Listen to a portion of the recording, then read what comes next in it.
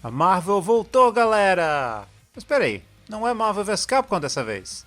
É, como eu acho que vocês já sabem, o próximo jogo de luta com personagens da Marvel não vai ser feito pela Capcom.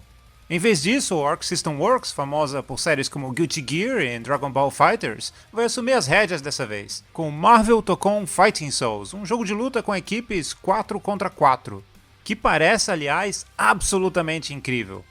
E como são 4 contra 4, eu acho que é seguro esperar um elenco considerável. Mas por enquanto a gente só conhece alguns personagens.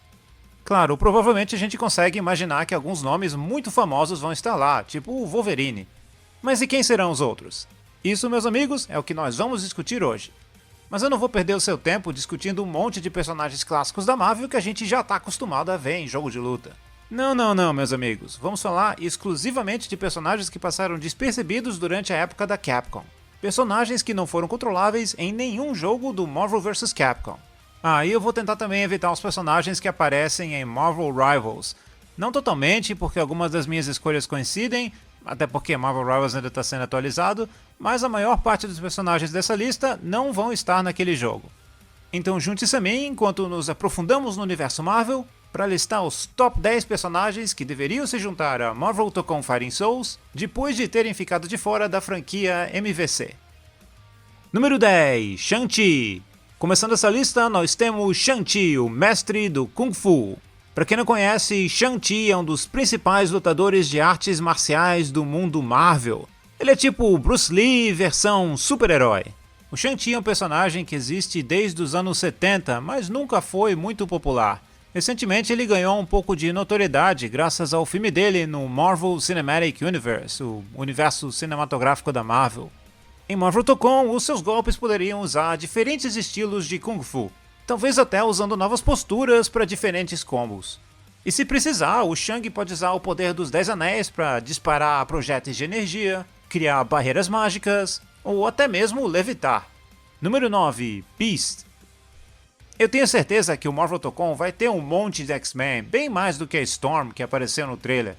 Mas talvez eles não estão pensando em adicionar o Dr. Henry McCoy, também conhecido como Beast ou Fera aqui no Brasil. A minha ideia é o seguinte, o Beast podia ser um personagem fortão que quebra bastante regras.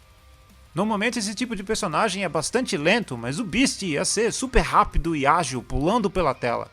Seria tipo uma mistura do Blanka e do Zangief do Street Fighter, um personagem fortão, mas com uma movimentação acima do normal.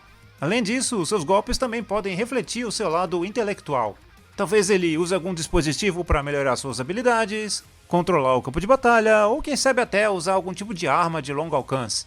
Com o Kelsey Grammer retornando para dublar ele em Avengers Doomsday, esse personagem provavelmente vai ficar bem popular de novo. Então agora seria um momento muito bom para o Fera entrar em destaque num grande jogo de luta. Número 8, Jubilee. Jubilee é uma mutante com poder de gerar rajadas de energia explosivas, muitas vezes confundidas com fogos de artifício. Nos videogames, a Jubilee, ou Jubileu, tem sido criminalmente subutilizada, então essa ia ser uma chance muito importante em um grande jogo de luta. Para começar, os poderes dela são perfeitos para jogos de luta. Pensa só, projéteis baseados em fogos de artifício, armadilhas explosivas e efeitos visuais que seriam lindos no sistema da Arc System. Ela provavelmente seria uma Zoner, com umas mecânicas diferentes. Talvez os seus fogos de artifícios tenham propriedades diferentes dependendo do nível de carga. Por exemplo, talvez ela tenha ataques rápidos que só servem para controlar espaço, causando dano insignificante. E se ela quiser causar um dano maior, talvez tenha que carregar o ataque ou utilizar algum combo específico. Com a segunda temporada do X-Men 97 sendo lançado mais ou menos na mesma época, talvez esse seja o momento e o lugar perfeito para Jubilee mostrar o seu verdadeiro potencial. Número 7 agora, Moon Knight, o Cavaleiro da Lua, como ele é conhecido aqui no Brasil. Mark Spector era um ex-mercenário que se tornou o avatar do deus egípcio da lua, Khonshu.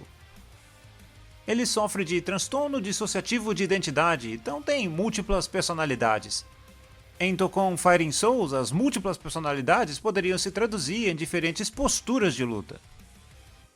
Talvez o Stephen Grant se concentre na defesa, Jake Lockley é voltado para o ataque, e Mark Spector é a personalidade equilibrada. Ele seria um lutador híbrido que se adapta baseado na personalidade que está ativa. Uma ideia controversa que eu tenho é fazer com que os jogadores não tenham controle absoluto sobre as mudanças para simular as dificuldades que o personagem tem na história. Talvez você poderia escolher quando trocar, mas não para qual personalidade trocar. Eu já tô vendo os jogadores competitivos não gostando dessa ideia. Mas olha, não ia ser a primeira vez que a gente vê coisas aleatórias em jogos de luta. Por exemplo, o Idol do Killer Instinct 2013 mudava de modo aleatoriamente quando voltava pro neutro, saindo de um Ender, um normal médio ou forte. Mas tá bom, a gente pode deixar os jogadores escolherem a personalidade, mas seria custando super, assim os jogadores competitivos não ficam totalmente frustrados. Número 6, Bishop. Lucas Bishop é um mutante viajante do tempo de um futuro distópico, onde os mutantes são caçados e aprisionados. O poder dele é absorção e redirecionamento de energia. Ele pode absorver qualquer forma de energia e redirecionar como poderosas rajadas de plasma. Ele é um personagem importante nos quadrinhos desde os anos 90, mas nunca foi bem representado nos jogos de luta. O Bishop, ou Bispo como nós conhecemos no Brasil, seria um tipo de personagem anti-zoner, ou seja, um personagem feito para combater os outros que ficam só na defensiva, tentando lutar de longe, geralmente utilizando projéteis para te manter à distância. Imagine absorver os projéteis do oponente e depois disparar de volta com o dobro da força. Isso poderia ser devido a um golpe que reflete projéteis ou talvez uma mecânica do próprio personagem que ficaria mais forte quando toma dano. O arsenal futurista dele, como o rifle de energia e granadas, também ia permitir que o Bishop utilizasse uma ofensiva variada e letal, antes mesmo de ficar fortalecido. Além disso, eu simplesmente acho que ele ia ficar muito foda no visual da Arc System. Número 5, Daredevil, Demolidor.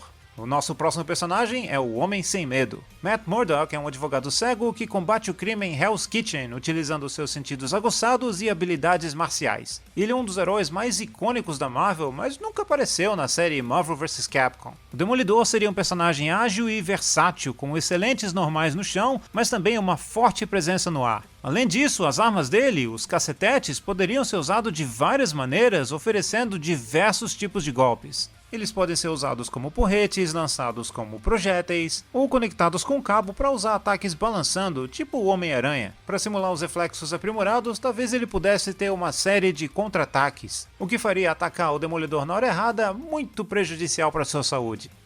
O número 4 é Mysterio, um vilão icônico do Homem-Aranha. O nome verdadeiro dele é Quentin Beck, um especialista em efeitos especiais que virou super vilão. Ele usa ilusões avançadas e jogos mentais para mexer com os inimigos. Ele é basicamente o mestre em fazer você questionar o que é ou não é real. E é exatamente por isso, meus amigos, que eu acho que ele seria um personagem super interessante.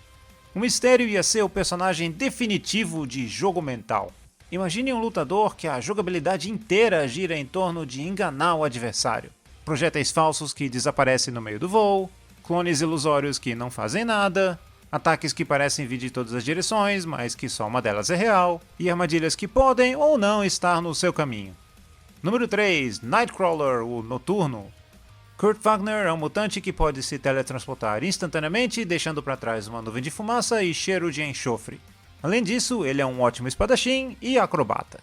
Naturalmente, ele seria um personagem para bater e depois correr. Os teletransportes dariam a ele uma mobilidade incrível e faria difícil saber de onde ele está vindo até ele já estar em cima de você. A minha preocupação é que se ele não for balanceado com cuidado, o cara pode se tornar o personagem mais fujão do mundo, o que ia ser, na verdade, muito chato. A minha ideia para evitar isso é vincular o seu poder mutante a uma mecânica ofensiva. Por exemplo, digamos que toda vez que o Noturno usa o seu teletransporte, ele entra em recarga.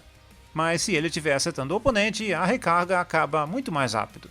Dessa forma, ele poderia ter mix-ups complexos usando teletransportes até no meio do combo, mas não ia poder se teletransportar de graça toda vez que a coisa fica feia para ele.